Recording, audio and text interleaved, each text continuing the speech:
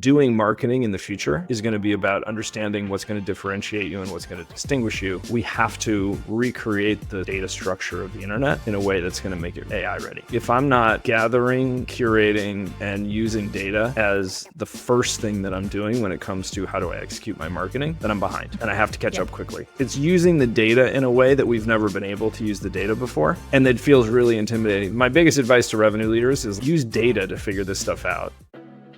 Behind the scenes, it was a small group of people that were doing everything. I want to know how this insane growth actually happened.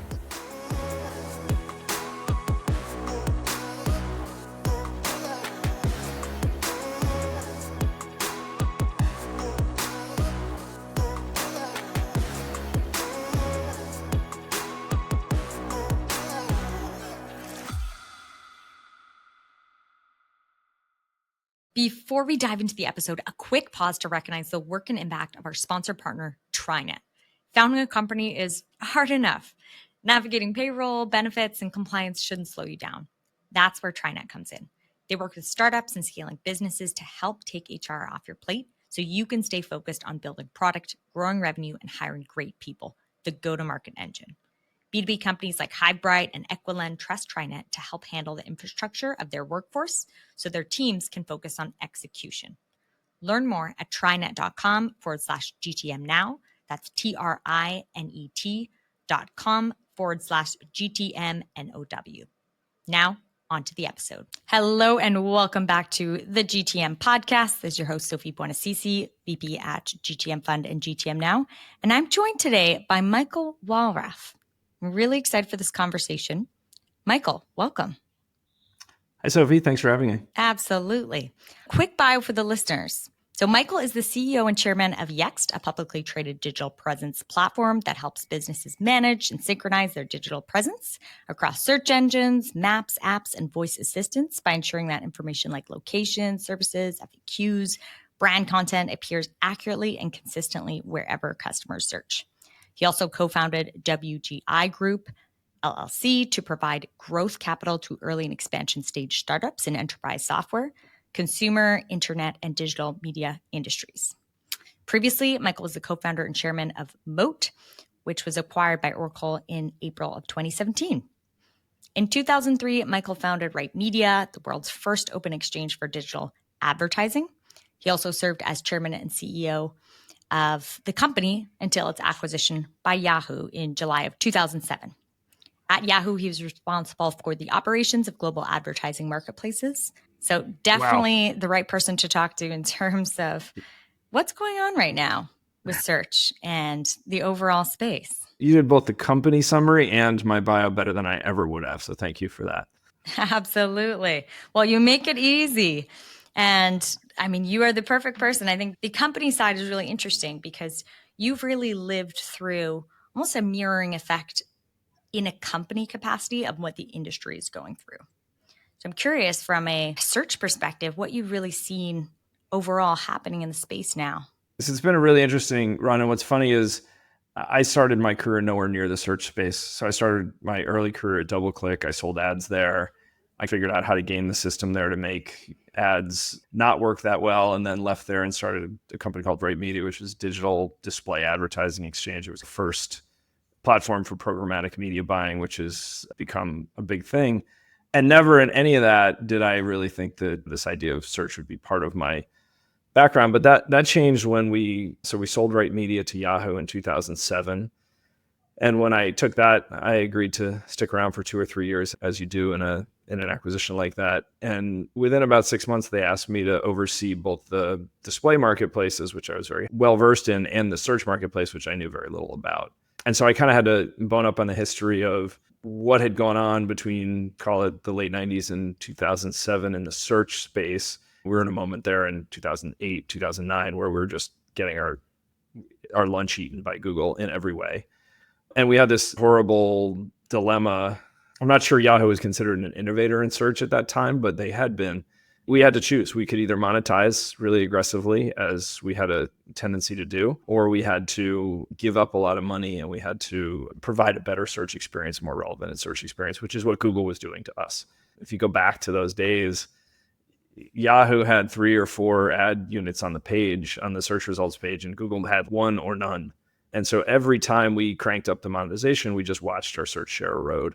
And that was the beginning of the Google monopoly, where Yahoo went from mid-teens market share to, I think, what's 1.5% today or something like that. That's incredible. Yeah, you've seen quite the evolution over time. And now, of course, entering more of the AI-driven era. How are you seeing that impact search? Yeah, so it was incredibly unfun at the time, being on the wrong side of that trend. So we had lived it a little bit at DoubleClick in the late 90s. You had AltaVista and AskGeeus and Lycos and a bunch of these directory type search engines. And we're selling banner ads against keywords back then. It was a very, I'd say, simple marketplace. Then we saw Google. Google showed up and they changed everything. It became all about relevancy. It was like magic, right? And so from 2008, 2007, 2006, I think Google went public in 2005 or something like that. And they just ate everything. They not only ate up to 92% of the search share, which is where they peaked about 2 years ago, but they took over reviews. They took over a lot of the reputation stuff. When Yext started, our core business as it exists today in about 2009 or 2010, Yelp was something like 65% of all online reviews. That is today, I don't know what that number is, but I would bet a lot that it's less than 20%. And Google's probably close to 65% of all online reviews. And so we went through this really interesting phase where the first phase was a bunch of fragmented directories. The second phase of search was Google total domination. And the third phase is what we're getting to today, which is what I believe to be, and many believe to be, an even bigger refragmentation of that space, which is largely driven by the magic of all this AI innovation.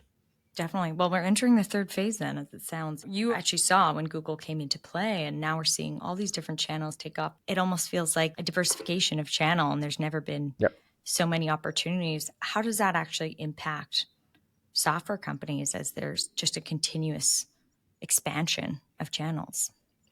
Yeah, so I think what it will do is ramp up complexity. And it's not hard to imagine what this is going to be like because we've lived through it once before. So we've kind of described 3 phases of the search evolution here. But there was something else going on also, which was throw in the mobile smartphone. And so what happened in 2009 was, even as Google was consuming all of the kind of consumer search share, we saw the launch of the iPhone and then Android. And what that did was it created this situation where every app became a geo-aware directory. So you had this brief moment where Google's kind of total domination of like consumer search was offset by the fact that everything on your iPhone knew where you were, or your Android phone knew where you were.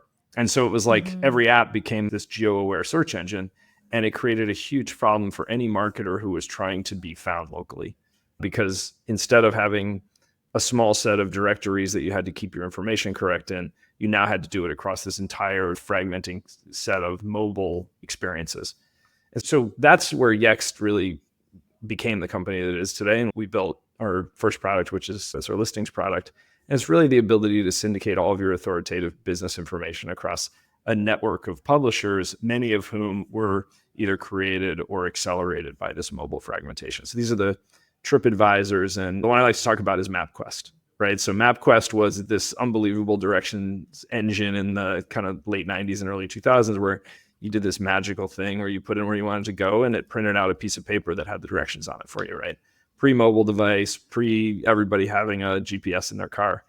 And it was like considered innovative, but it was really important that your address and your phone number and your hours of operations be correct on MapQuest at that time, because that's where a lot of users, I think it was owned by AOL at the time, so a lot of users were going to get that information. And so that was the world where the business that we have today was created. And the growth curve went on for close to 10 years where marketers were really focused on, how do I manage all this authoritative information across this fragmented landscape? The last piece of that puzzle is, as Google consumed more of it and as the traffic to a lot of these other applications disappeared, we went into sort of the great debate about, does it matter whether you continue to create content on all these other publishers and update content on all these other publishers? Because at the end of the day, all your traffic's coming from Google.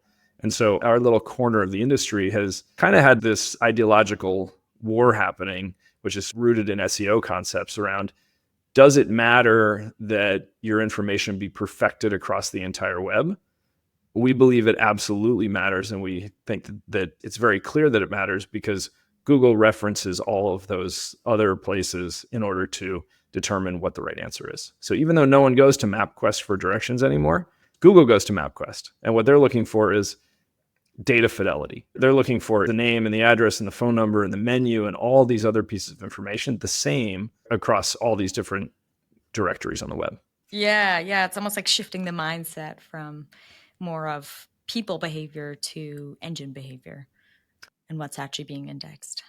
Yeah, and that's exactly where we're headed, right? People talk about the digital transformation, and the way the digital transformation has occurred is in the late 90s and early 2000s, every business realized, okay, I need to bring the digital transformation to my business, and I need to have web presence for all the different ways that I touch my customer. So my marketing, my website, my social media, my reputation, all these things have to be, in effect, we spent trillions of dollars on IT software and services in order to create the digital presence for human beings.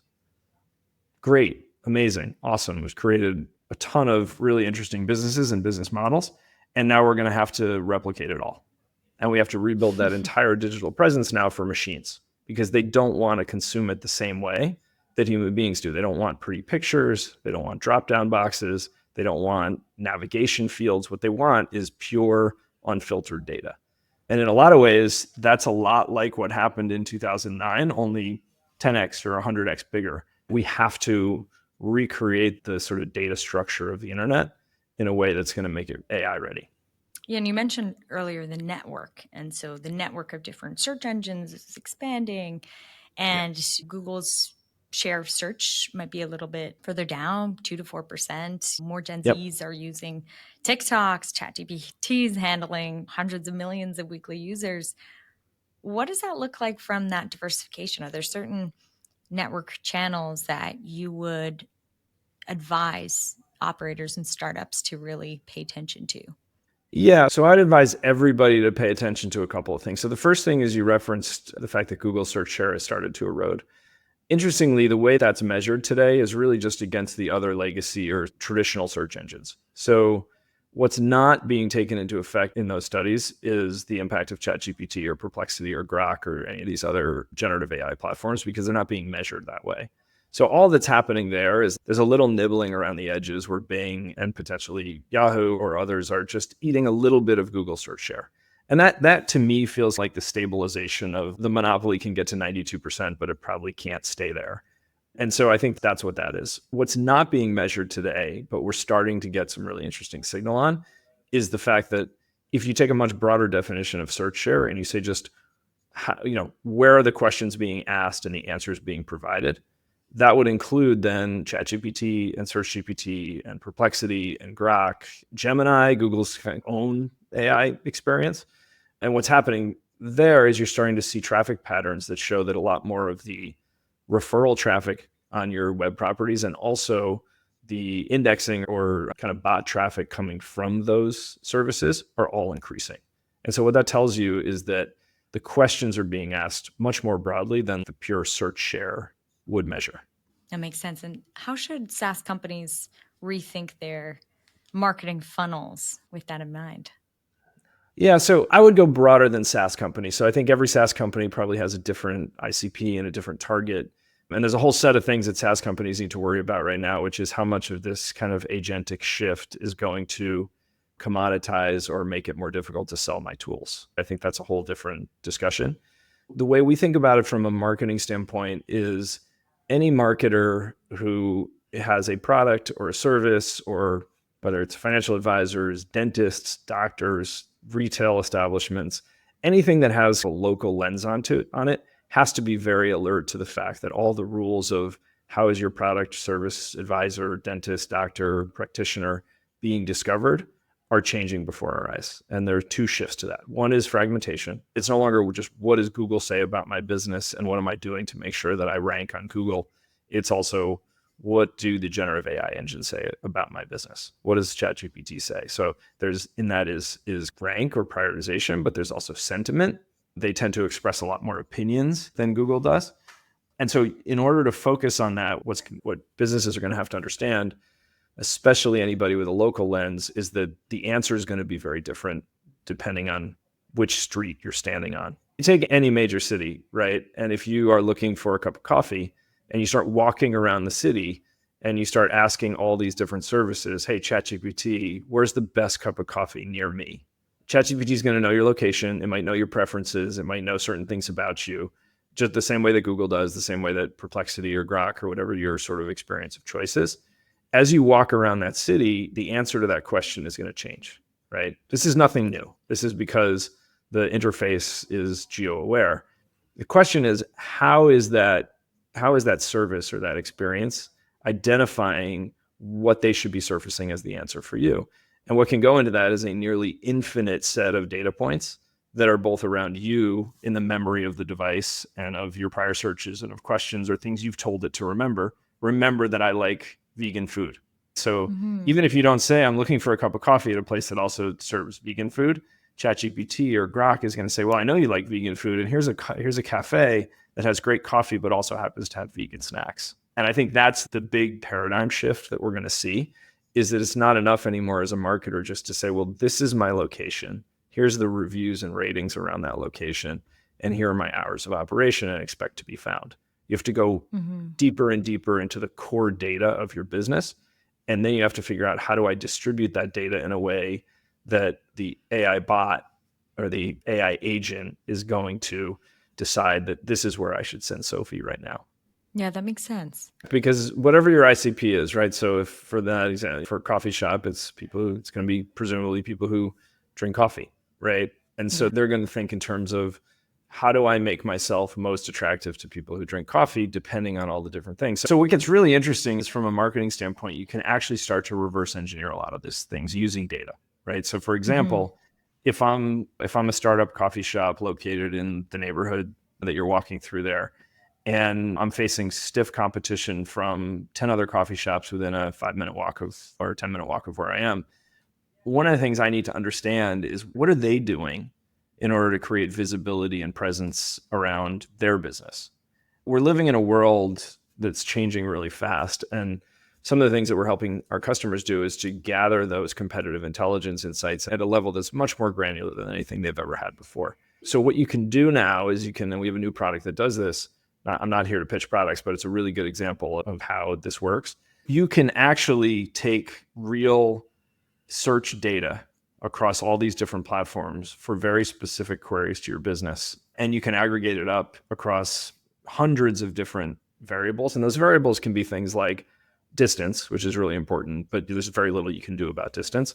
But what you can do things about is, how many reviews do I have? What is the rating of those reviews? How many photos have I posted to my GMB page? How fast does my website load? How much data is on my website? How consistent is the data that I'm distributing across the universe? And like, literally, there are hundreds of these things. And then you can pull, so you can look at it and you can pull the same information for your business and for all of your competitors. You can then, because of the power of our ability to capture and parse and then analyze tons of data using AI, we can pull that all down and you can basically find the distinguishing characteristic. So for example, you might find that the reason why one of your competitors is ranking more highly than you are is because they've created these highly content-rich intent pages around certain menu items, right? So they have a vegan menu, and they have a keto menu, and they have a make up your whatever fad diet du jour. They might have 20 different menu pages that are part of their, all they've done is they've taken like the core authoritative data around their business and they've expressed it as a web page. The next step will be, now it's not enough anymore just to build a web page. You should be taking that same data and you should be converting it into a pure data file. And it's unclear exactly the way we're going to do this. You have things like model context protocol and various kind of text-based ways of delivering pure raw data to AI bots and experiences. And so at the end of the day, doing marketing in the future is going to be about understanding what's going to differentiate you and what's going to distinguish you. And that's always going to be some form of content. And content is always going to be some form of data in the way that we think about this sort of brave new world. And you, in a way, Yext has really mirrored this evolution naturally by nature of the product. What's next? If you could pick up that magic ball. How are you thinking about that at Yext, or even just your personal hypotheses? Yeah, so we're thinking a lot about that because I think a lot has been made about that AI will be the end of software. I think that's far too simple. I don't think that's the case, although I do think that there's a lot of cases where AI is going to challenge software, vertical software tool sets and things in terms of what is the value within the organization. What I think is clear or becoming clearer is that super intelligence is going to be the top layer. So if I'm not gathering, curating, and using data as the sort of the first thing that I'm doing when it comes to how do I execute my marketing, then I'm behind and I have to catch up quickly. And that means I need to be able to take my business data, I need to be able to structure it. Then I need to be able to compare that to my competition.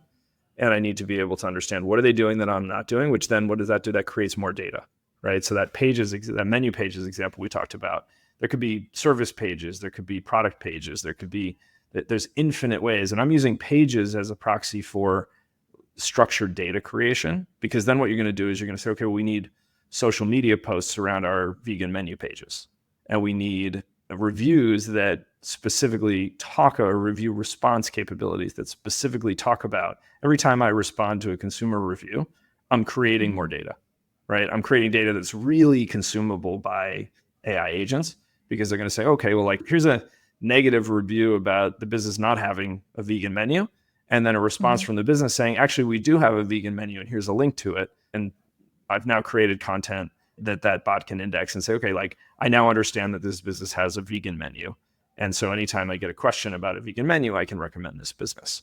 And those are just like very simple examples of how this whole world is going to shift and change, which means you have to lead with the intelligence because the tools, right? The thing that I just described involves a bunch of tools. It involves building web pages and publishing those web pages in ways that's a tool, right? It involves responding to reviews and understanding that you have negative reviews or positive reviews and you should respond to those. It involves syndicating your data effectively. Those are all tools. But what makes those tools really powerful is the AI superintelligence layer that you can talk to. And you can say, okay, hey, I'm number 2 in my category for my geography for XYZ search query or XYZ topic. How do I become number 1? Or I see this new competitor who showed up a month ago and they've risen from number 12 in the category to number 3. I need to protect myself from them. And what you need is this kind of, think of it as like this army of intelligent agents who are out there pulling your data, figuring out, okay, this is the thing you need to do. That's where this is going. And software companies who figure out how to deliver intelligence first are going to be the ones who thrive in this world, because what they're going to do is they're going to eat a lot of the services market, which is a totally different market. Yeah, those silos are disappearing. And with the advent of more tools, what does that do from a headcount perspective?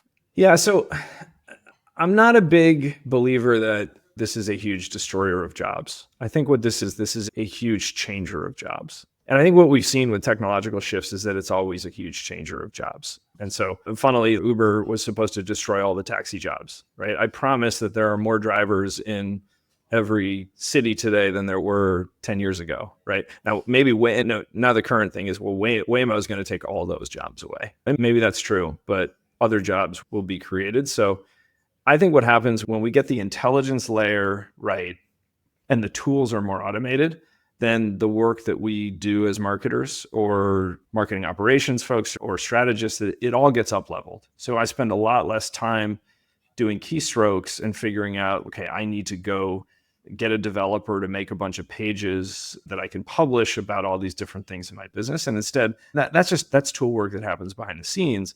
The amount of time that's going to be spent really analyzing and understanding what is the thing that I should do next is going to be. And I'll give you a real example of this. So a lot of our customers, they have thousands or tens of thousands of like unique local presences, right? So you could take like some of the largest fast casual restaurant chains or some of the largest wealth management and insurance businesses out there.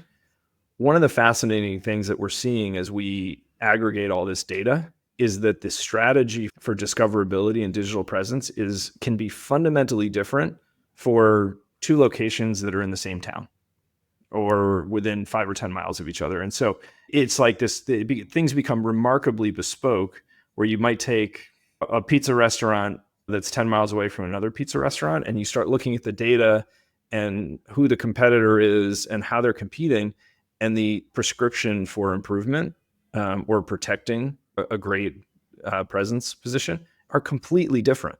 And so we go from one size fits all. The type of things that we see today is, okay, we have 3,000 pizza restaurants in the United States of America, or maybe globally.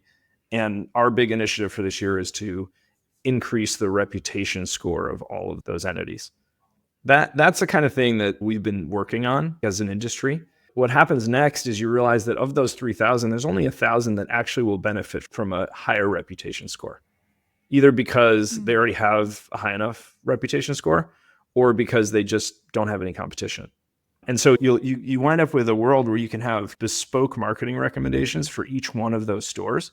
So the person who typically was running around store to store going, hey, you have to give everybody this card when they check out or show them this QR code so that they'll leave us a good review, is now able to say, there's only 300 stores out of 3,000 that need that. But there's another 300 who need more photographs. And so I'm going to work with them on that. And so their work changes and it becomes much more value add and bespoke as the tools automate and the analytics get better. It's using the data in a way that we've never been able to use the data before. And that feels really intimidating because if you ask a human being to go through that data file and identify, well, which store needs reputation work and which store needs photograph work and which store needs local pages that load faster, that's an incredibly manual and incredibly difficult process to do that's done in seconds with the right data structure and the right AI. Mm-hmm. And how do you think that lends itself specifically? Let's take a Series A, Series B software company. Do you think that we can get as prescriptive? I think that what's going to happen is going to be somewhat evolutionary in the sense that companies who realize that what I'm really talking about here is reversing the way that we create products. So if I think about the way, so Yext, I invested in Yext in 2008. I became chairman in 2010. I was chairman for 12 years, and then I've been CEO now for 3. And it's been some really interesting ride. And if you think about the way we were developing product in 2009 and 2010, which felt incredibly innovative, is we're identifying these kind of sectoral trends. So we identified that, hey, mobile fragmentation is going to create a huge problem for marketers. We need to build a platform, a set of tools that allows the marketer to put their authoritative information in once and have it pushed to hundreds of endpoints. That was the sort of big innovation that we created. And so it was problem yields tool. Then what would happen is we spent 10 years making that tool work better through workflow and just making it more seamless and able to do more things and scale. And we automated all the connections out to the endpoints. We automated all the connections to all the sources of truth inside a business. And so it was really easy to get in this world where you're just innovating through this sort of problem tool workflow. And then the customers, they always want, well, give me some analytics and give me some ROI proof. And so you built that as like an afterthought, right? That was really the sort of the reporting data layer and the intelligence of the thing. I think what's going to happen in this next generation of SaaS is we have to reverse that. And we have to start with the data. So we have to start by saying, okay, what's the data that's capturable, right? So if I want to optimize my social media presence, instead of starting with, well, here's a great tool that lets me post to all the different networks and automates a lot of that, and here's a tool that lets me create a lot of great content, where I would start with that and where we're starting with that is instead give me the data give me hyper-localized data around what the sentiment is around the social posts that we're making, right? Then what I can do is I can understand from the data and from that kind of the intelligence that can be drawn out of that data, what's the thing that needs to be built? And it may be that hyper-localized posting is the thing that needs to be built. And so you work backwards from the analytics and the ROI layer to the sort of the outcome you're trying to create. And then because so many of the tools and so much of the workflow can be automated, you don't need nearly as robust an investment in the tools and the workflow. And I think that's really how the innovation curve in software is going to change in a really big way from the way, I mean, when we built Right Media, go back even further, 2003, we were trying to automate this auctioning of media, which in a lot of ways today it's like electricity. It's just every ad impression on the web is being auctioned at some level. But it was like a huge leap, and you had to create all this like complex workflow around how you entered a bid and how that bid got changed and shifted and dynamic pricing mechanisms. And now all that stuff is like fairly commoditized. And so I just think that's the thing that like early stage software companies are going to need to focus on is, are we starting from the right place in order to focus on the right thing, which is going to be the value driving for the customer more than like building workflow tools for the sake of building workflow and tools. Mm-hmm. It's almost flipped it on its head. Yeah, I think it's reversed. And I think it's reversed because the workflow and the tool stuff is now so easily automatable, which, by the way, also means that you have to get out of the seat license business.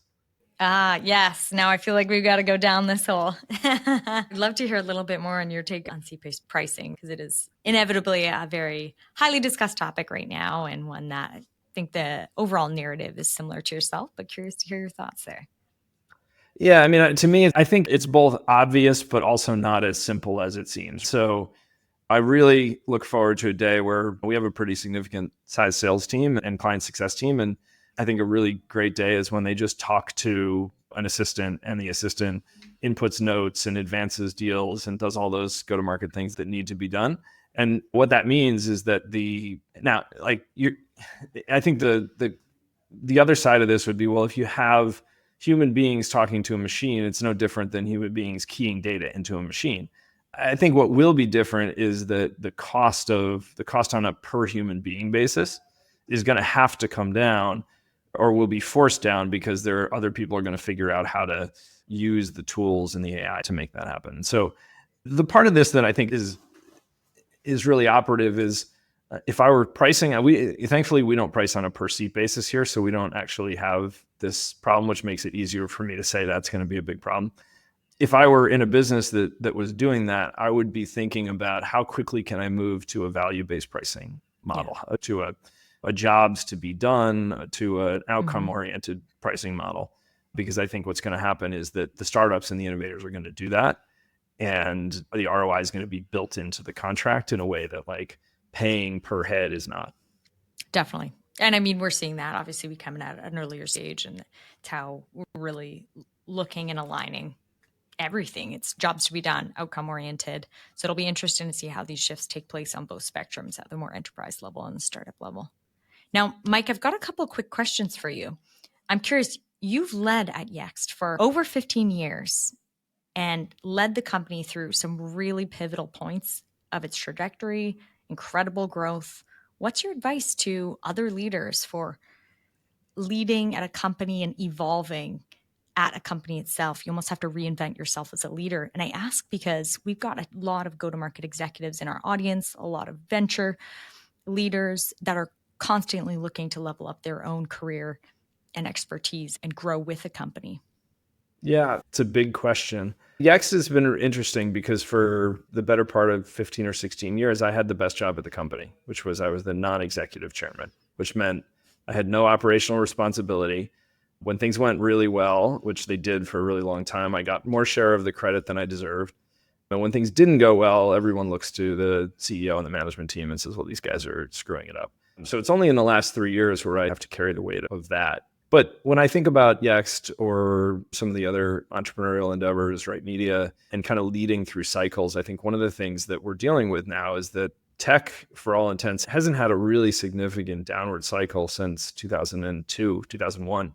In a lot of ways, the financial crisis didn't hit tech the way that it hit other industries. And so it's been really interesting. I think things started going a little squirrely in software in 2022, maybe late 2021, but there was like a 20-year Nirvana-like environment that preceded that. And so I think as things have gotten tougher, it's taken longer than it should for us to recognize that, okay, like things are changing and they're not snapping back. And there's a million ways that this kind of comes in. Even I took this job in March of 2022, 1 week before I took on the CEO job, 1 week before the first interest rate hike. And taking the job, there was this dogma around, hey, good software companies trade for 10 times ARR. That's what it is. That's what they're worth. That's what they trade for. Now, there's actually no historical like data precedent that says that has to be true, right? Like historically, actually, they don't. That was a thing that happened during a really low interest rate period and a really easy to sell and a really high growth period, where it was just like that was considered minimum. And then if you were really great, you got 50 or 100 times ARR. And so I think that's a great example of the number one thing that we have to do to lead whether it's good times or bad times, we have to be really honest with ourselves and with our teams about what are the fundamentals of what's happening and how do we react within those fundamentals. And the sooner we see that there's a shift happening, that we may not be going back to 10 times ARR anytime soon for good software companies. That might just be something that we look back on and say, hey, that didn't make a lot of sense. That only made a lot of sense in a ZERP environment where, there was so much growth in the dollars that every vertical SaaS business could grow at 30+%. If you look at the public companies today, I think there's one or two public software companies who are growing in excess of 27%. If you look at that data from 3 years ago, if you weren't growing 30%, you were considered like, you might as well just close up shop. And so I think, again, you asked for advice and I gave you a lot of history, but to me, it's just one of these where we have to understand the reality that we're operating in, and we have to get really crisp on that, or we're not going to lead well. That's a great answer. Makes complete sense. And that radical honesty and transparency is definitely key. Sometimes I'm told that I go a little too radical on that side, but that's the way it is. True. We'll put an asterisk on it. And last question, Mike. We've talked a lot about what's working around search. So I want to ask you, what is one widely held belief that you'd say revenue leaders specifically hold that you think is bullshit or no longer serving us, specifically around how people and companies are going to market? Yeah. Specifically revenue leaders, I think one of the things we've had to adjust to is we've now had 3 kind of false restarts. I would say after 2022 was a really tough year for revenue leaders. Everyone called, well, okay, that was awful, so that's got to be the bottom. Right. And it was this whole thing of we had no pattern recognition for it. So when things went really bad in the middle of 2000, it was like 3 or 4 years before we actually saw a recovery. But it's easy when you haven't been through it to call the recovery. So I think what happened, and I look at the public software set a lot, which is just what the future looks like for a lot of these great startups, is it's so easy to convince yourself, okay, like it was easy to sell for 15 years and then it was hard for a year, but it has to get easier this year. And what we saw was just a lot of pain because people invested into a sales environment that didn't materialize in 2023. And then we doubled down on it again at the end of 2023. And we said, okay, so that's 2 bad years in a row. Now 2024 has got to be better, right? And the reality, I think, is that it gets better when it gets better. And it gets better when businesses start investing again because they fundamentally believe that it's going to advantage them to invest. And so, again, just because of 10 or 15 or maybe even 20 years of like easy selling, I think our pattern recognition around like, why should it get better, got really off as an industry. And so we kept calling these bottoms. And I'm not sure, and by the way, everyone went into this year thinking like, well, this is obviously the year. We've got deregulation coming. We've got all these things happening. And then what do we get is we get all this tariff stuff. And so right now, I think it's very difficult for anybody on the revenue side of the house in software to know, is this going to be a good selling environment, same difficult as we've had, or is this going to be an even worse selling environment? Because that depends on how the tariffs and this trade war stuff impacts our core customer. And so my biggest advice to revenue leaders is use data to figure this stuff out, not the core belief that because we've had 3 tough years that somehow this year has to be better. That is fantastic advice and extends across many different facets. Well, Mike, thank you so much. This has been an incredible conversation. Thank you to all the listeners for hanging out with us, and we will see you next week. Thanks for having me. It was great talking with you.